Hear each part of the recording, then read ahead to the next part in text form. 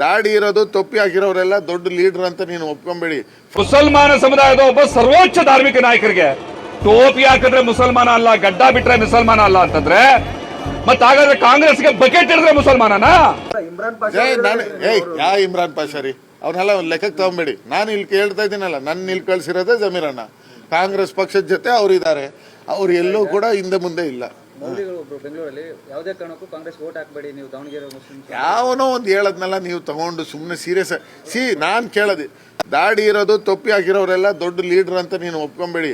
First ದೇವ್ರು ಕೊಟ್ಟಿರೋಂಥ ಮಾತನ್ನ ಮುಂದಕ್ಕೆ ತಗೊಂಡು ಹೋಗೋದು ಕಲಿಯಬೇಕು. ಏನು ಸುಳ್ಳು ಹೇಳ್ಬಾರ್ದು, ಬಡ್ಡಿಗೆ ತಗೊಂಬಾರ್ದು, ನಮಾಜ್ ಮಾಡಬೇಕು, ಒಳ್ಳೆತನ ಜೀವನ ಮಾಡು. ಸುಮ್ಮನೆ ದಾಡಿ ತೊಪ್ಪಿ ಹಾಕಿದ ತಕ್ಷಣ ನೀನು ಒಳ್ಳೆ ಮುಸಲ್ಮಾನ ಆಗಲ್ಲ. ಅರ್ಥ ಆಯ್ತಾ? ಬಡ್ಡಿಗೆ ತಗೊಂಬೇಡಿ. ನೀವು 5 ಬೇಸಿಕ್ಸ್ನ ಫಸ್ಟ್ ಫುಲ್ಫಿಲ್ ಮಾಡಿ. ಅವ್ನು ಯಾರು ಟೊಪ್ಪಿ ಹಾಕೊಂಡು ಏನು ಸ್ಟೇಟ್ಮೆಂಟ್ ಕೊಟ್ಟವನೋ ಅವ್ನು ಹಿಸ್ಟ್ರಿ ತಗೊಂಡ್ಬಿಟ್ರೆ ನಿಮ್ಗೆ ಗೊತ್ತಾಗ್ಬಿಡುತ್ತೆ.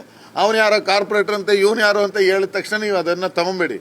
ನಮ್ಮ ಎಲ್ಲ ಸಮಾಜ ನಾಯಕರು ಕಾಂಗ್ರೆಸ್ ಜೊತೆ ಇದ್ದಾರೆ, ಜಮೀರ್ ಅಣ್ಣನೂ ಇದ್ದಾರೆ, ನಮ್ಮ ಅಪ್ಪ ಇವತ್ತು ಬಂದವರೇ, ಎಲ್ಲರೂ ಇದ್ದಾರೆ ಇಲ್ಲಿ. We are all with Congress. Congress is going to win this. Thank you. ಮುಸಲ್ಮಾನ ಸಮುದಾಯದ ಒಬ್ಬ ಸರ್ವೋಚ್ಚ ಧಾರ್ಮಿಕ ನಾಯಕರು ಮುಸಲ್ಮಾನರಿಗೆ ಕಾಂಗ್ರೆಸ್ ಕಡೆಗಣಿಸ್ತಾ ಇದೆ, ಕಾಂಗ್ರೆಸ್ಗೆ ಬುದ್ಧಿ ಕಲಿಸಬೇಕಾಗ್ತದೆ ಅಂತ ಹೇಳಿದ್ರೆ ಅವ್ರಿಗೆ ಇವರು ಗೌರವದಿಂದ ಹೋಗಿ ಉತ್ತರ ಕೊಟ್ಟು ಬರ್ಬೇಕು. ಅದನ್ನು ಬಿಟ್ಟು ಮುಸಲ್ಮಾನ ಸಮುದಾಯದ ಒಬ್ಬ ಸರ್ವೋಚ್ಚ ಧಾರ್ಮಿಕ ನಾಯಕರಿಗೆ ಟೋಪಿ ಹಾಕಿದ್ರೆ ಮುಸಲ್ಮಾನ ಅಲ್ಲ, ಗಡ್ಡ ಬಿಟ್ರೆ ಮುಸಲ್ಮಾನ ಅಲ್ಲ ಅಂತಂದ್ರೆ ಮತ್ತೆ ಹಾಗಾದ್ರೆ ಕಾಂಗ್ರೆಸ್ಗೆ ಬಕೆಟ್ ಹಿಡಿದ್ರೆ ಮುಸಲ್ಮಾನನಾ?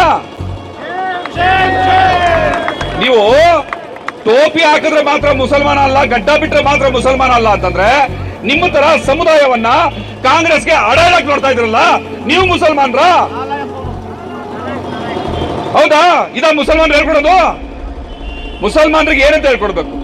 ಸ್ವಾಭಿಮಾನದಿಂದ ಬದುಕೋದು ಹೆಂಗೆ ಅಂತ ಹೇಳ್ಕೊಡ್ಬೇಕು. ನೀವು ಯಾವ ಸೀಮೆ ಮುಸಲ್ಮಾನರ ನಾಯಕರು? ಈ ಪ್ರಶ್ನೆಗಳನ್ನ ನೀವು ಓಟ್ ಹಾಕುವಾಗ ಕೇಳೋದು ನಾನು ಕೇಳೋದಲ್ಲ, ನೀವು ಕೇಳಬೇಕಾಗಿರುವಂತ ಪ್ರಶ್ನೆಗಳು.